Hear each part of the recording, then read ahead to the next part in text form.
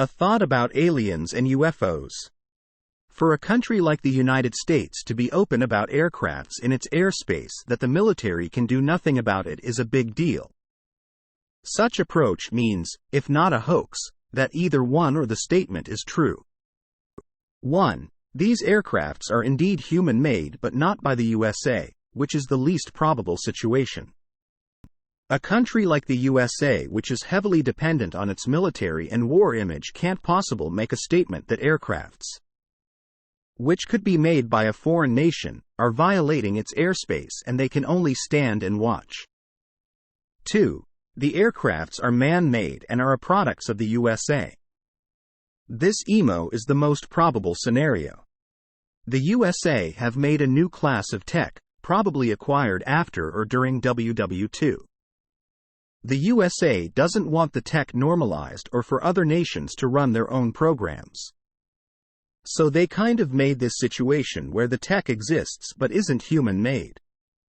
This allows for a versatile use of the tech, especially if we entertain the fake alien invasion theory which have been discussed at the UN sometime in the last decade. 3. The aircrafts and aliens are real. This I don't believe. Solely because of the sheer amount of unanswered questions that rises. Such scenario will imply that aliens have no interest in our planet, otherwise, flying small ships here and there in places that hold no interests isn't the way to go. Aliens have interest in our planet, but are afraid of human reaction if their existence is made visible to the specie. This I strongly doubt. If small ships are giving that hard of a time to the military, imagine bigger spaceships with advanced weapons. Aliens have made a deal with humans. If so, then why? It would imply that humans have enough science available to sit in a negotiation table, which isn't true in this context. Also, the USA going to other countries like Japan and striking a military agreement about sharing UFO information doesn't support this theory. Another thing I forgot that support my second point. There have been a UFO contact in the military during a military drill.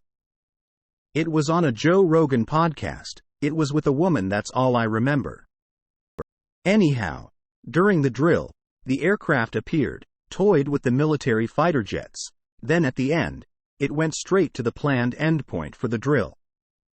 Which either means they could simulate the drill and figure out where the drill will take end, or, which is more probable, whoever controlled the aircrafts knew about the drill and how it would be taken out.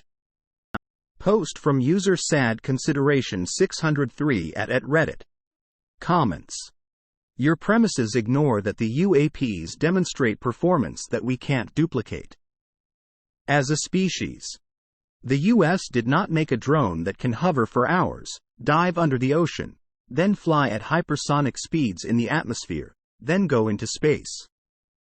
The TicTac is real, has eyewitnesses, radar data, thermal data.